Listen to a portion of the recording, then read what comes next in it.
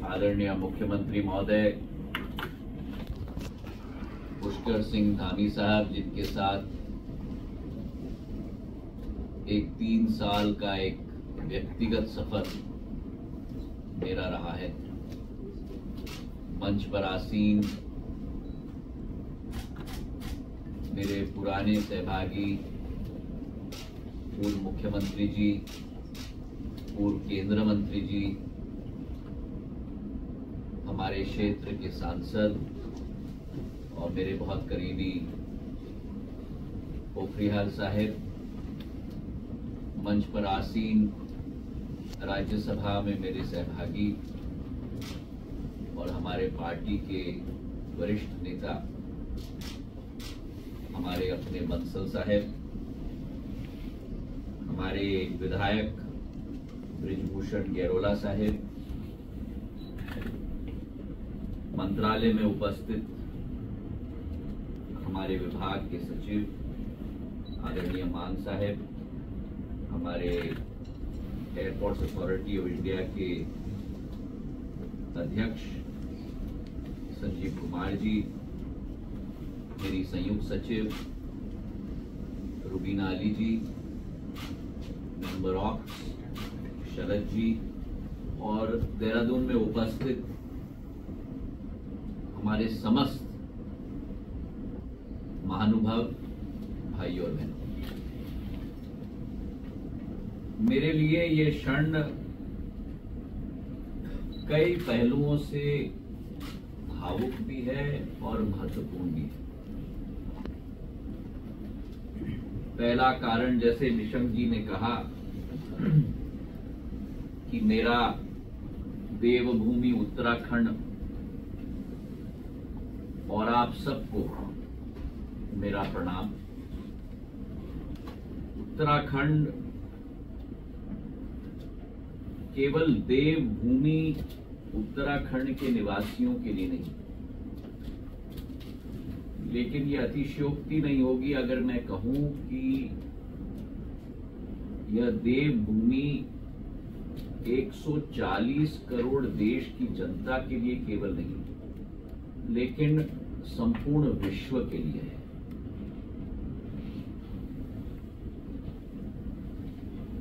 उत्तराखंड उत्तर भारत के लिए प्रवेश द्वार है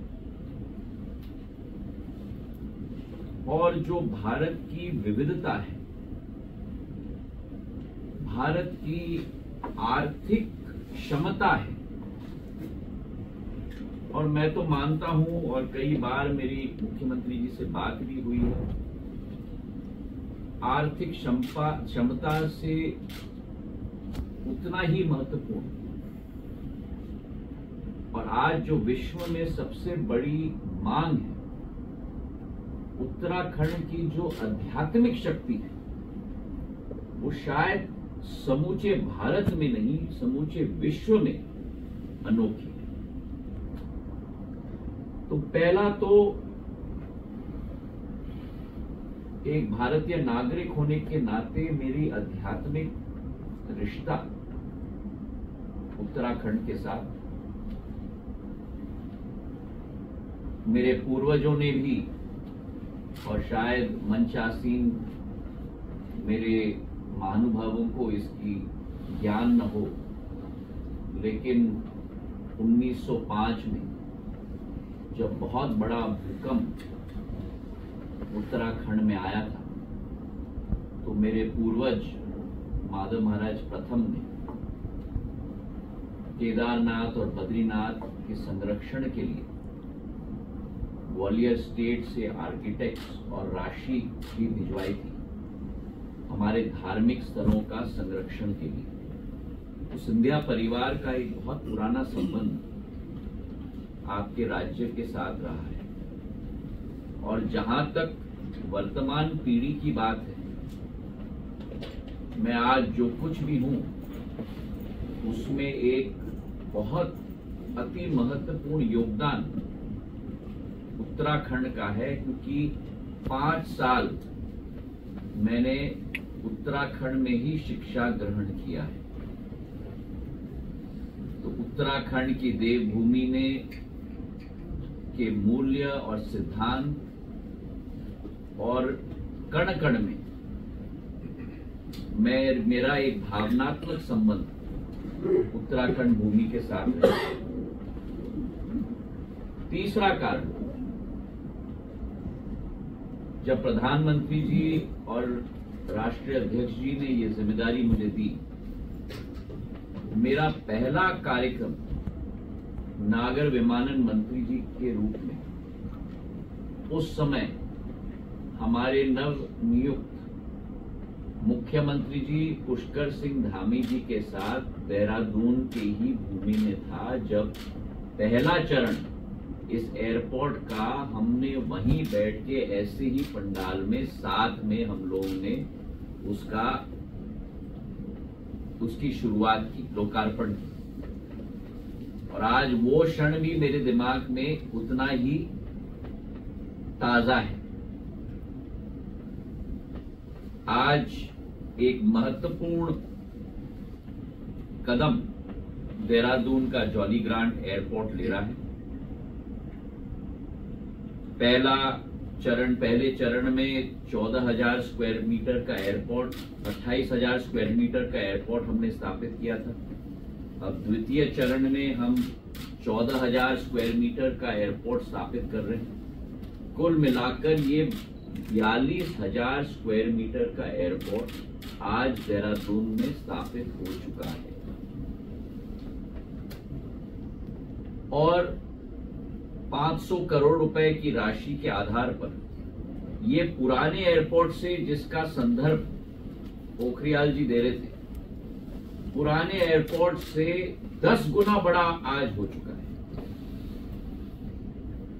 और मुझे पूर्ण विश्वास है कि इसके स्थापित होने से, जैसा सूर्य के केंद्र से किरण निकलते हैं, वैसे ही इस एयरपोर्ट के स्थापित होने से बाकी उत्तराखंड में भी इस सूर्य के किरण में से नागर विमानन के किरण भी जरूर निकलेंगे। और एक एक कोना उत्तराखंड को हम इस केंद्र के साथ जोड़ने में मुख्यमंत्री जी की सहायता से सफल हो पाएंगे। हमारे देहरादून एयरपोर्ट ने बड़ा लंबा सफर तय किया है। 1974 में इसकी स्थापना हुई थी। 8 साल बाद पहला विमान देहरादून में उतरा, वायुदूत के उड़ान के रूप में, एवरो के रूप में। और उसके बाद 2004 से रोज की सेवा शुरुआत हुई। 2004 में देहरादून केवल मात्र 3 शहरों के साथ जुड़ा हुआ था। आज वही देहरादून प्रधानमंत्री जी के 10 वर्ष के कार्यकाल में 13 शहरों के साथ पूरे देश में जुड़ गया है। तो मतलब 4.5 गुना वृद्धि 10 साल में हो चुकी है। यहां 2014 में 46 उड़ान उड़ती थी, आज करीब करीब 200 उड़ान उड़ती। तो 130% वृद्धि यहां हुई। और आज देहरादून में और उत्तराखंड में, जहां हमने एक एयरपोर्ट से 3 एयरपोर्ट स्थापित करने की पहल रखी है, देहरादून, पंतनगर और पिथौरागढ़, वहीं 7 हमारे हेलीपोर्ट्स की हमने शुरुआत की। इन 7 में पहले चरण में 9 हम लोग ने शुरुआत की है। अल्मोड़ा, चिन्यालीसौर, गोचर, सहस्त्रधारा, हमारी न्यू टेहरी, श्रीनगर, हल्द्वानी, ये 7 हेलीपोर्ट्स की शुरुआत की। और इसके अतिरिक्त अभी कार्य चल रहा है धरचुला पे, हरिद्वार पे, जोशीमठ पे, मसूरी पे, नैनीताल पे और रामनगर पे। और यहां भी हम नहीं रुकेंगे। तो एक एयरपोर्ट और 7 हेलीपोर्ट से अब 10 हमारे गंतव्य से हम लोग 16 तक पहुंचेंगे। और अगले चरण में 5 और हेलीपोर्ट्स हम लोग उड़ान के 5.1 राउंड में ले रहे हैं, जो बागेश्वर, चमावत, लैंसडाउन, मुंशियारी और त्रियोगी नारायण, ये 5 हेलीपोर्ट्स हम उस चरण में भी लेंगे। तो जो केवल एक एयरपोर्ट होता था 2014 तक, आज 10 तक बढ़ गया है और आने वाले दिनों में ये 21 तक बढ़ेगा, 3 एयरपोर्ट्स और 18 हेलीपोर्ट्स। और इस विषय में मैं स्पष्ट कहना चाहता हूं इस सभा में कि पुष्कर सिंह धामी जी जैसे मुख्यमंत्री, जो एक माह नहीं निकलता जहां मुख्यमंत्री जी मुझे पत्रचार के आधार पर या दूरभाष पर या आकर मुलाकात करके नागर विमानन की विस्तार की बात उत्तराखंड का न करें। मैं बधाई देता हूं और धन्यवाद भी देना चाहता हूं कि सकारात्मक सोच का उदाहरण अगर हमें देश में देना है तो जिस तरीके से पुष्कर सिंह धामी जी पीछे पड़े थे, और अभी वर्तमान में अभी देहरादून पिथौरागढ़ की एयर सर्विस हमने शुरू की, मुझे एक हफ्ते में फोन करते थे कि जैसे भी हो ये शुरू करना है। तो हमने फ्लाइट कहीं और से पहले देहरादून और पिथौरागढ़ सेक्टर पे लगा दी ताकि पुष्कर सिंह धामी जी की मांग को हम पूरा कर पाए।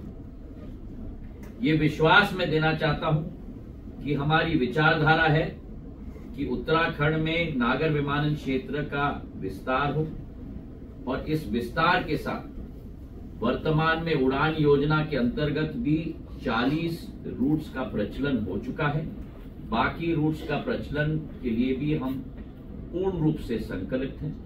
और प्रधानमंत्री जी की सोच जो है, 2 विचारधारा है प्रधानमंत्री जी। एक, उड़े देश का आम नागरिक, लास्ट माइल कनेक्टिविटी, केवल बड़े बड़े जहाज अंतर्राष्ट्रीय और केवल देश के अंदर जुड़ाने वाले बोइंग और एयरबस नहीं, लेकिन छोटे जहाज और हेलीकॉप्टर तक। और हेलीकॉप्टर उत्तराखंड जैसे राज्य के लिए बहुत महत्वपूर्ण है, तो इसकी कनेक्टिविटी हमें बढ़ानी होगी। और दूसरी सोच प्रधानमंत्री जी कि विकास भी हो और विरासत भी, समृद्धि के साथ साथ संस्कृति भी। और यही हमने देहरादून के एयरपोर्ट में दर्शाने की कोशिश भी की है, जहां हमारे बौद्ध धर्म के प्रार्थना पहिए आपको टर्मिनल के बाहर वाले पिलर्स में देखेंगे, और उसी के साथ हमारे स्तंभों में जो प्रेरणा हमने ली है कि हमारा राज्य का, हम लोगों का ब्रह्म कमल के रूप में वो पिलर्स भी हम लोग ने स्थापित की है, ताकि भारत की और क्षेत्र और राज्य की संस्कृति की दृश्य भी हमारे विमानतल में दिखे। मेरा पूरा विश्वास है कि आने वाले दिनों में हम देहरादून में कनेक्टिविटी बढ़ाएंगे, और देहरादून से कनेक्टिविटी बढ़ेगी तो आसपास के उत्तराखंड के छोटे शहरों में भी ये कनेक्टिविटी हम लोग बढ़ाते जाएंगे। इसी विश्वास के साथ आप सबको बहुत बहुत बधाई और बहुत बहुत शुभकामनाएं। धन्यवाद।